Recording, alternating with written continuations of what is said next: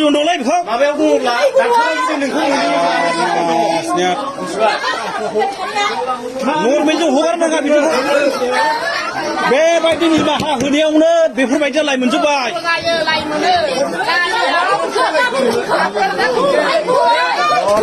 फंसे फंनै बुनाया थैनायनि थाखाय नङा। दिनैनि गुबै टपिकआनो जाहैबाय जोंहा माखासे हिन्जाव लानानै खारनायनि गन्डगोल जादों। फारसेथिं जोंहा सासे गावनि अनजालु हौवायानो दिनै फोरमायनानै होदों गावनि अनजालि बिसिनि बागै। बे गावनि असे हिन्जावा दिनै बाहेरायाव थाहैनानै देहानि फालांगि खालामो, जोंनिनो बर'। स' नोंथांमोना बे भिडिअनि गेजेरजों गासैखौ फुल आपडेट नुलांनो मोनगोन। आरो सोरबायदिनो देहानि फालांगि खालामहैदों बेयो बाहेरायाव, जोंनि बर'आनो होन गुबुन हारिनि हौवाफोरनोनो बे गावनि देहा सोलेरखौ गथायनानै जागासिनो होननानै गावनि असे हौवायानो दिनै रोखा रोखा जोंनो बाथ्राखौ बुंफुंनानै होदों रायजोफोर। दा अब्ला रायजोफोर नोंथांमोना फारसेनिफ्राय जोबजासे नायबानो जाबाय। दिनै हिन्जाव लानानै खारनायनि बागै बुलाय बुसि जादों। फारसेथिं जोंहा गावनि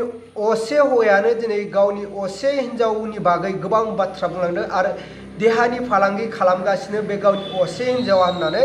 दिनै जोंनो ससियेल मिडियानि गेजेरजों फोरमायनानै होदों रायजोफोर। अब्ला रायजोफोर नोंथांमोना फारसेनिफ्राय जोबजासे नायलांबानो जाबाय। आंनि टपिकखौ आङो गोलाव खालामा जासे जे हिन्जाव लानानै खारनायनि बुलाय बुसि खालामनाय बेखौ आङो स्क्रिनाव होबाय। फारसेथिं जोंहा गावनि असे हिन्जावा दिनै बाहेरायाव थाहैनानै गुबुन जायगायाव थाहैनानै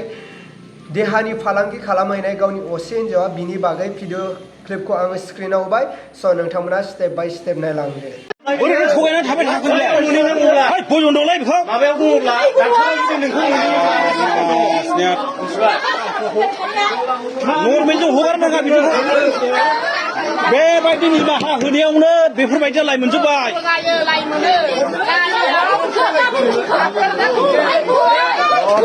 फंसे फंनै बुनाया थैनायनि थाखाय नङा, शिक्षा होनायनि थाखायसो। माथो सोंहरनांगौ नंगौ होनना लाखाबायना माथो दाननांगौ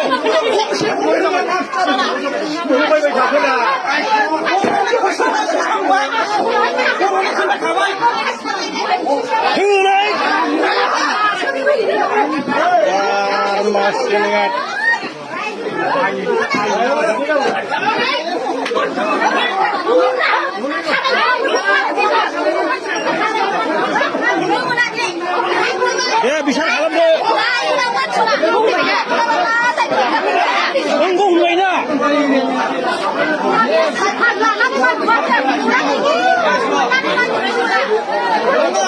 सिखार जानायखौ नुखानानै बिसोर खालामना होनो हायोब्ला आयेन बायदि एसे बिजिरना होनो हायो।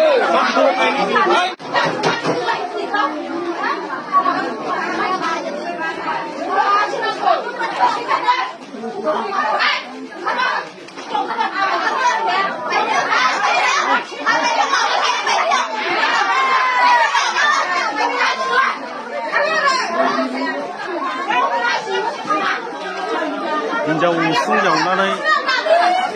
सिखाव खावग्रा आरोना इयो एसेजोबनांगौ।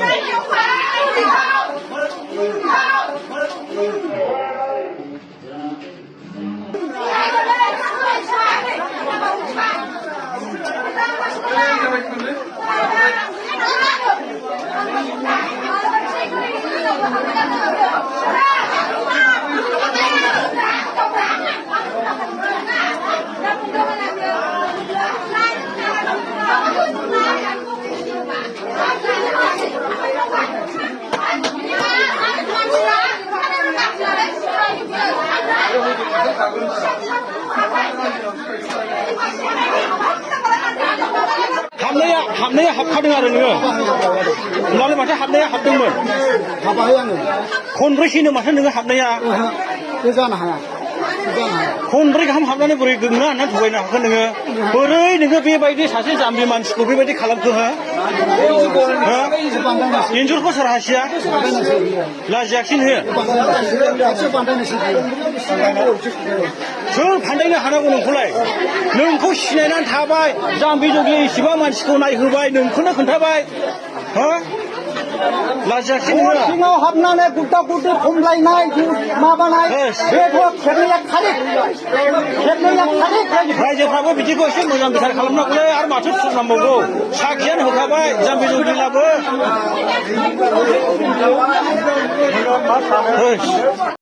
बेयो गोबां हौवाफोरजों रिलेक्सन थायो आरो गोबां हौवाजों आथोन गेलेयो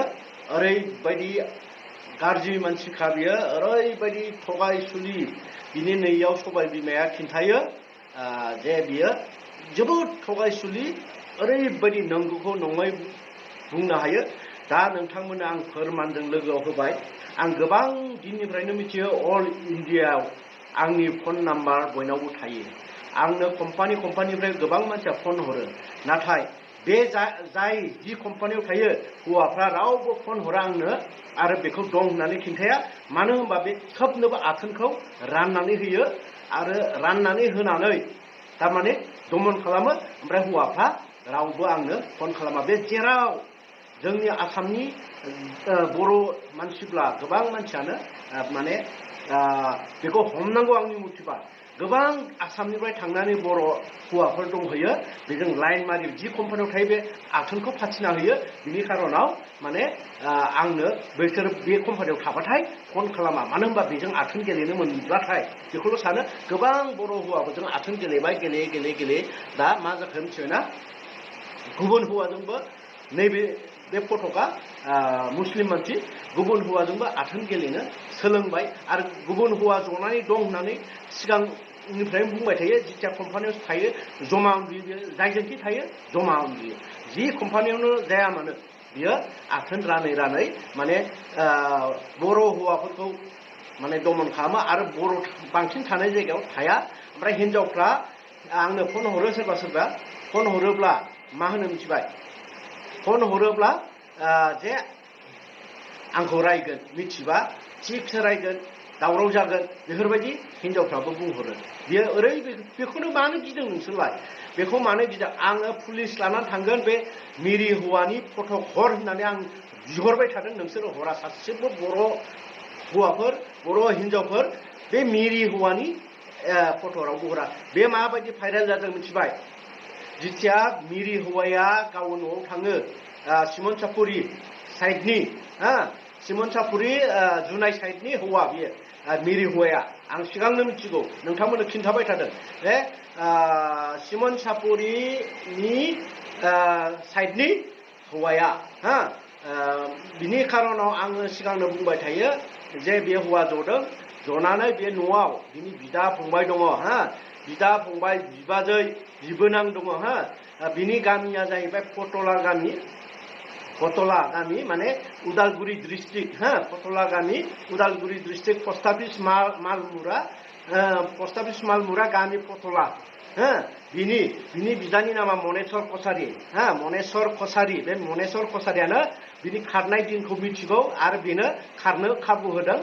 दा मनेस्वर कसारिमोन बायदि मानसिया सासे आं बायदिनि न'खरखौनो सिफायदों दा गावनि न'खरखौनो नायथों आरो बिदा सासेया दङ कमलेस्वर कसारि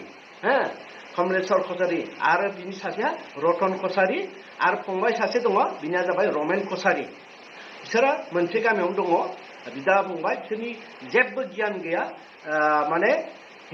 बे पद्मा नार्जारिनाव जेबो दाय गैया सानो बिसोरो पद्मा नार्जारिया माबायदि बिसोरो बिनि दाय गैया होननानै आरो गामिनि सानैसो दङ गामिनि सानैसोआ बै आं खनसे बेखौ हमनो थांनायाव मा बुंदों मिथिबाय रायलायनानैसो लांनो हागोन गामियाव बिसोरो रिन्दि जाय मानसिया रिन्दि बेजोंसो लिंक थायो रिन्दि मानसिजों लिंक थायो बे सानैसोनि नामखौबो दानो बुंना होनो हायो आङो बे सानैसोनि नामा थारमाने आंजों एसे एगेन्स्ट दङ बिसोरो आं थांनायाव आंजों एसे गोरा बुंदों खिन्थु आं रावखौबो गियाखै आं रावखौबो गिया गोसोबा आं दानस'नो हायो होननानै खोथा बुंदों आं रावखौबो गिया नोंसिनि रायजो गामिखौबो आं गिग्रा मानसि नङा होननानै बुंखादों अब्ला मानाव गेदेर रायजो राजा आरो लोगो नोंथांमोना थारैनो नुखाबाय नङा होनब्ला सासे हिनजावखौ लानानै खारनायनि दायनिगिरिखौ ओरैबायदि साजा होदों नोंथांमोना नुखाबाय फारसेथिं गावनि असे हिन्जावा बाहेरायाव थाहैनानै देहानि फालांगि खालामनायनि बिसयै गुवारै जोंनो बुंफ्रुनानै होबाय। अब्ला रायजोफोर नोंथांमोना बेनि बेलायाव मा कमेन्ट खालामहरो नोंथांमोना कमेन्टनि गेजेरजों फोरमायहरबानो जाबाय। जायफ्रा दायनिगिरि बिथांमोनखौ बेफोरबायदिनो खालामनाया जोंनि मावनांगौ खामानि आरो जों रायजो राजाफोरनि मावनांगौ खामानि होननानै आं सानो। अब्ला रायजोफोर नोंथांमोना जेसे हायो बेखौ शेयार खालाम जे बिथाङा दायनिगिरिया जाय देहानि फालांगि खालामगासिनो बे आइजोआ जाहाथे थाबैनो हमजायो। अब्ला रायजोफोर दिनैनि भिडिअखौ आङो बेखिनियावनो फोजोबबाय। भिडिअखौ मोजां मोनदोंब्ला लाइक लोगोसे चेनेलखौ मोजां मोनदोंब्ला साबस्क्राइब।